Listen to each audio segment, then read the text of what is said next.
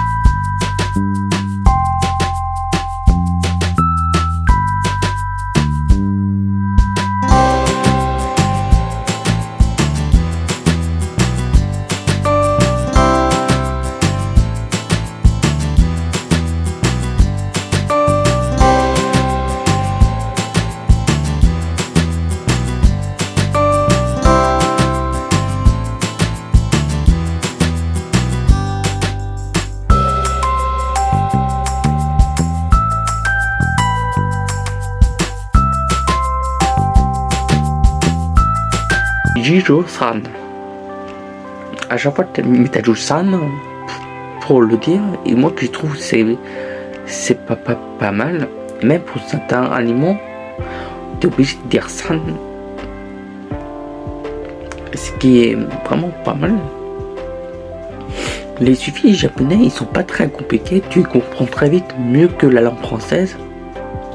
Parce que la langue française est, pour vous dire, est la langue la plus difficile au monde à apprendre.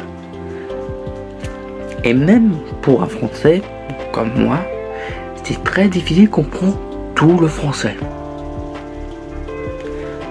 Parce que nous, on doit apprendre le présent, passé, composé, passé imparfait, tout ça, on doit apprendre tout et qui est très compliqué des fois.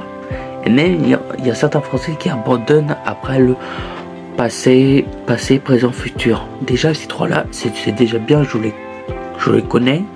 Tu dois apprendre, mais que c'est de la minimum. Même dans certains pays, c'est que il n'y en a que 3.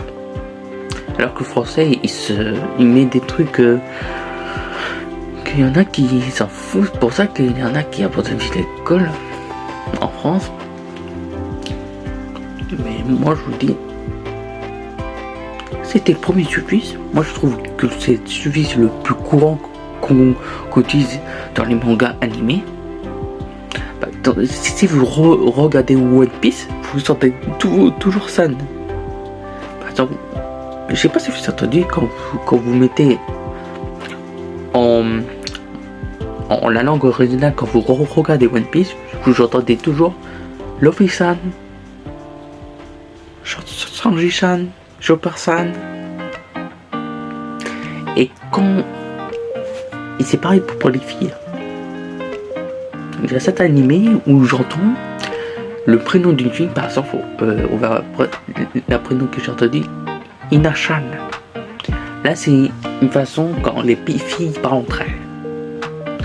Mais c'est déjà arrivé, par exemple, on va prendre un jeu très connu, Yandere Simulator. Il pourrait très bien appeler son proche fan, mais il utilise plutôt le mot senpai pour dire qu'il est supérieur à elle. Bon, j'ai un peu dit comme ça, j'espère que je vous ai bien expliqué. Si vous vous dites que j'ai manqué quelque chose, mettez un message en commentaire, je vous répondrai en commentaire, ça sera aucun souci.